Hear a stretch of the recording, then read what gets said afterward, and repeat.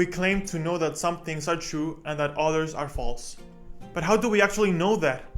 First, we must recognize that many beliefs that we hold are not supported by evidence, but only subjective preferences.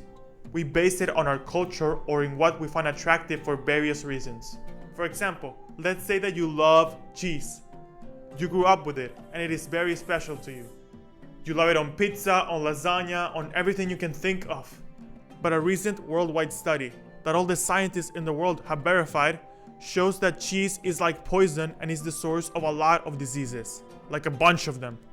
I think it will be pretty hard for you to open yourself to that truth because you love cheese so much and will not like to stop eating it. So instead of trusting the study, you choose to believe without evidence that the study is biased by cheese haters or something, and you continue believing that cheese is not bad for you. But that won't keep cheese from actually being harmful. So truth is not a subjective matter of preference, it's subjective to everyone, regardless of how you feel about it. So, in order to find truth, we need to give up our subjective preferences and look only through facts. The first important thing to know about truth is the law of non-contradiction.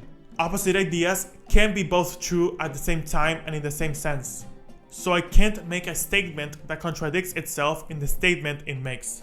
I can't say that I don't have a mouth while saying this with my mouth. But wait a second, let's stop for a moment. Can we actually know reality? Let's look at what philosopher Kant says. He says that the structure of our brains and our minds form all sense data, so we never really know the reality as it is. We only know the way our mind represents reality. But doctors Norman Geisler and Frank Turek help us think through this, noting that if you think about it a little, you begin to realize that Kant is violating the law of non-contradiction. He's saying that there's no way to know anything about the real world while claiming to know that the real world is unknowable. And by that, he's saying that the truth about the real world is that there is no truth about the real world. This keeps happening currently. Some people say that truth cannot really be known. But if truth cannot be known, how do you know that truth cannot be known? It is a self-contradiction because the claim affirms that it has an objective truth. Going back at Kant, he's also applying a logical fallacy, claiming to know more than the knowledge he actually has. This is because he's affirming that the data that gets to his brain is nothing but phenomena, that it isn't actually the real world. But to know that, he will have to be outside his mind to know that the mind phenomena is different than the real world. He can't really know what he's affirming. So since there is no way in which we can distinguish the real world from our mind idea of it through our senses, it actually makes much more sense to conclude that what our senses are telling us about the real world is actually the real world and the truth. You can think of it like a window. When you're looking through a window, you are seeing outside. But it's not like the window is inventing a perception of outside that differs from what actually is outside. It is a way in which we can see what is outside. The same goes with our senses and the real world.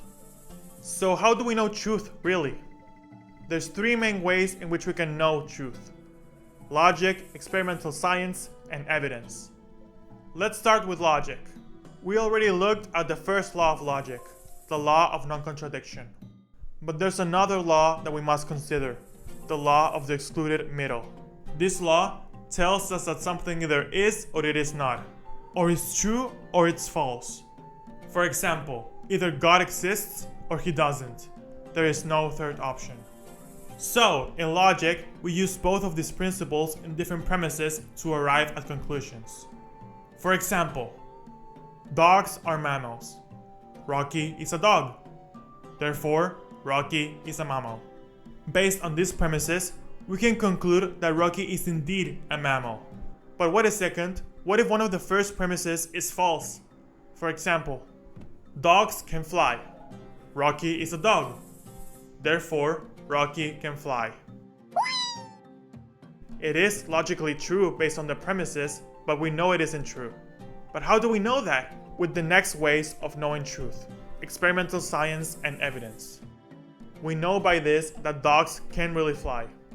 I'm sorry, Rocky.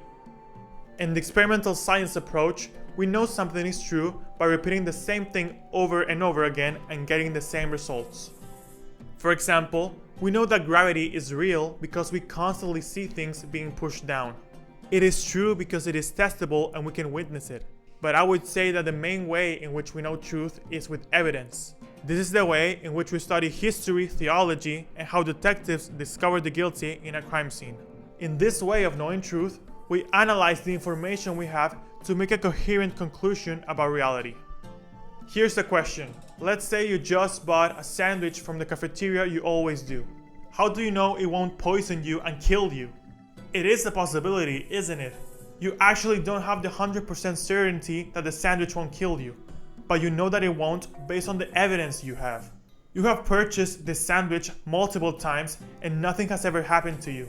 You know that your country has strict sanitary laws that prevent food poisoning. And you know that this food place has been open for a bunch of time and it has never had a problem with murdering a client. It may be possible that the sandwich is poisoned, but it is not reasonable to think that. So you conclude that it is true that the sandwich won't kill you. The same goes with the study of the past. We know that George Washington was the first president of the United States. But how do we know that? We weren't there. We know it based on the evidence history has left behind. If you think about it, this is the way in which we base most of our decisions in life. People marry because they have evidence that the other will be a good spouse. People go to college because they have evidence that they will get a degree at the end of their studies. People go on highways with their cars because they have evidence that the car will work and will not stop working midway. In these things, we are not 100% certain of the outcome, but we conclude truth based on what we know and what is reasonable. So, by this, we can know that truth is knowable and we can access it through our senses by logic, experimental science, and evidence. But first, we need to let go of our preferences and be open to wherever truth takes us, because there only is one. Thank you so much for watching.